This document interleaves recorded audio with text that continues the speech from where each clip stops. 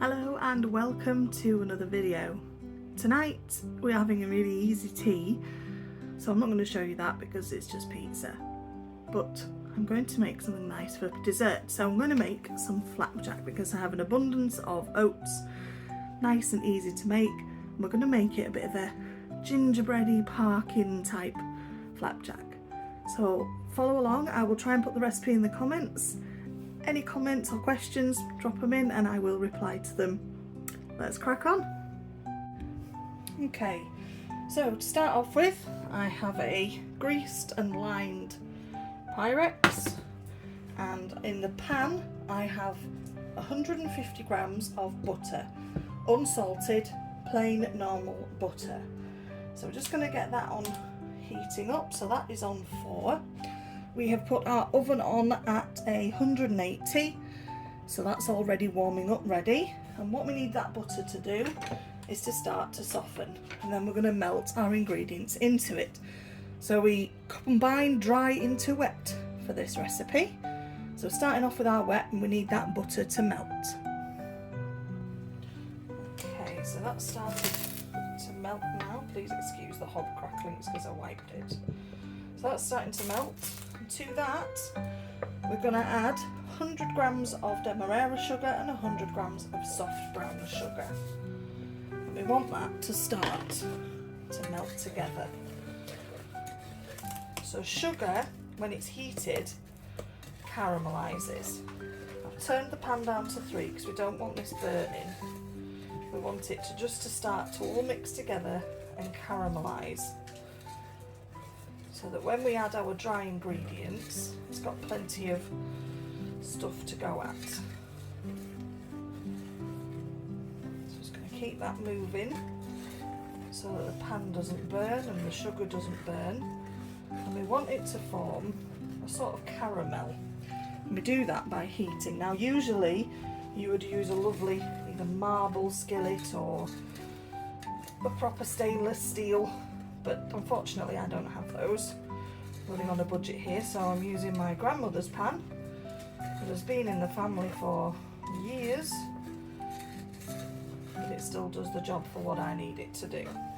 So we'll just get that caramelised and then we'll add our next ingredients. Right, while this is cooking down, we're going to add 1 dessert spoon of black treacle. This is more for colour than anything, so you just need a dessert spoon. And that is where Bonfire toffee gets that thick, kind of dark flavour from. Also Parkin is Bonfire toffee. Scrape that in there. So you can hear it's still quite gritty. So we're starting to melt, but we're not quite there yet. Just get rid of that spoon. And that tin toffee is so sticky. And I'll be back. And to this now, if I've gotten one left, we're just adding our last tablespoon of golden syrup.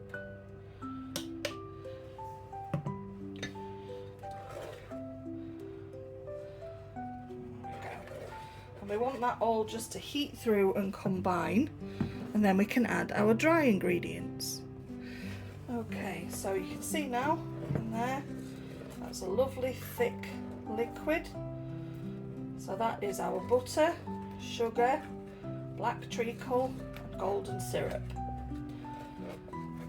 So what I'm going to do is completely turn the heat off on that now, because we don't want it to start cooking when we put our oats in. We want it to bake in the oven.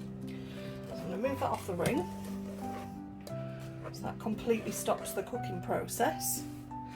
And to that, let's move you back a bit so you can see. It'll work.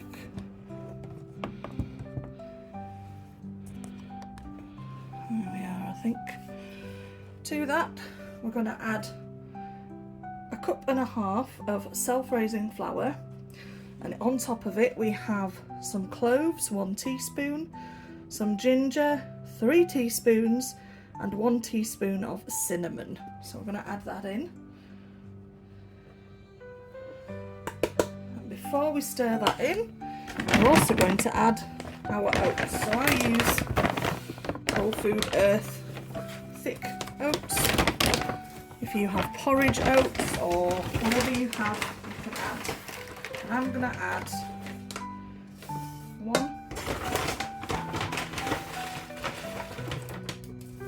2, 3, 4 cups. So you can always add more if you think it looks a little runny. I always start with about that. And the reason I put the flour in is just to give it a little bit extra so that it's not just too crunchy. It helps it be a little bit softer. It helps it rise a bit as well. Okay. So you can see that that mixture is still quite wet. So I'm just going to add another cup of oats. Excuse the crackling. 1 more cup. Now you can add other things to this. You can add chocolate chips, dried fruit, cherries, raisins, that kind of thing. Sometimes if I'm not doing it with the black treacle, I will add dried fruit and candied peel, that kind of thing to it. There we go. So you can see that that has a thick consistency and there's no just liquid pouring out of it. Show you.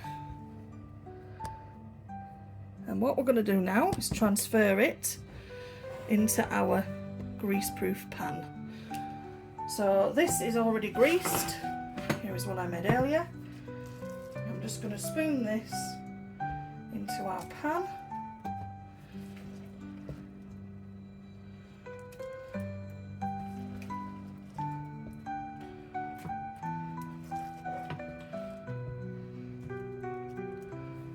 Which we will smooth out in a minute. We just want to make sure we've got a fairly even distribution.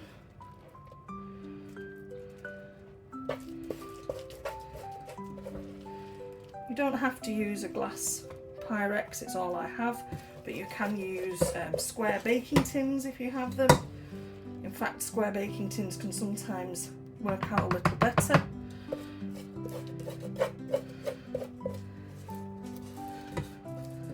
But for now, this is all I really have, so we're going to use it. As my mother used to say, you'll have to make do. Used to say, she still does. Any opportunity she gets. Okay, then we're just going to spread this out so that it spreads into an even-ish layer. And we'll get a metal spoon on it in a minute.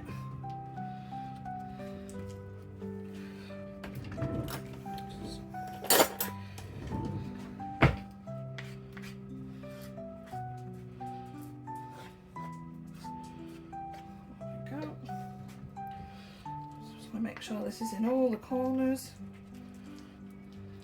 It's a relatively even layer all the way across. The thing with flapjack is it's sticky. It's supposed to be sticky. So you will end up with it on your spoons, on your hands, anywhere else for that matter.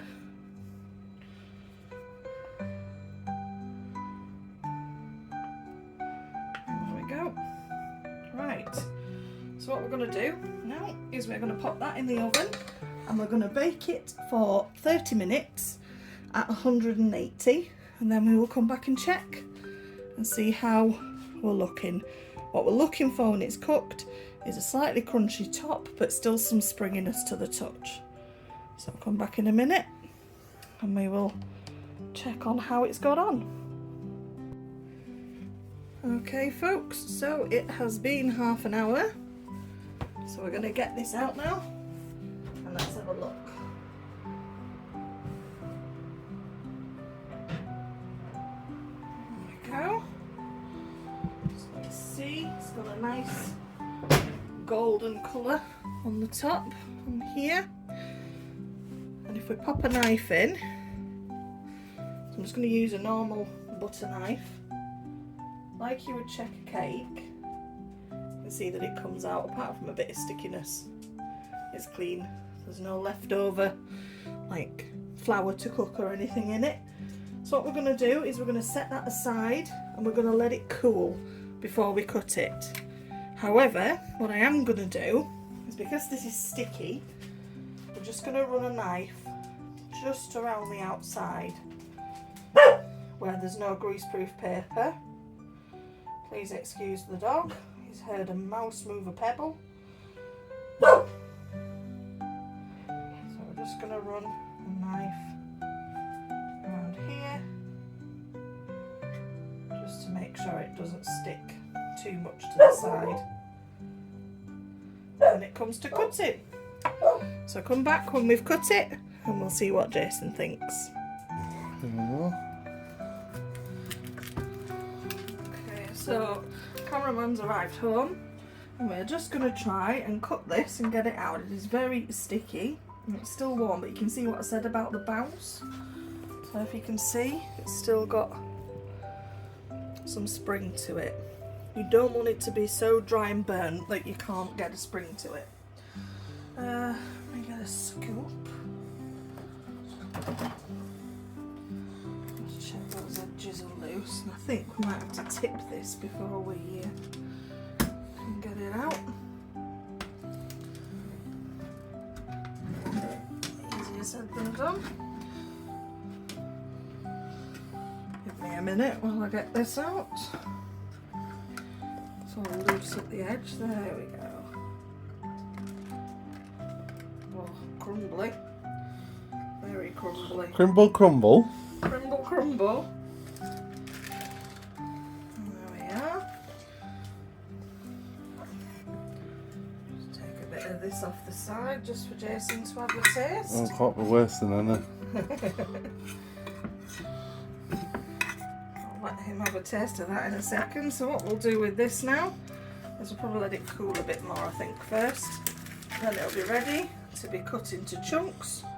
And that is our finished Bonfire Flapjack. Sous chefs after some. One. Okay, so he's just going to have a little try now. See what he thinks.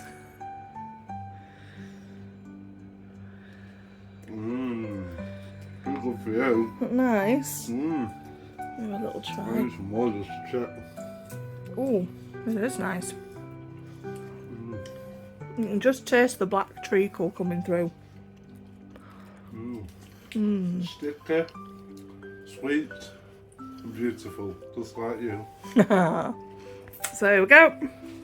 Bonfire Flapjack.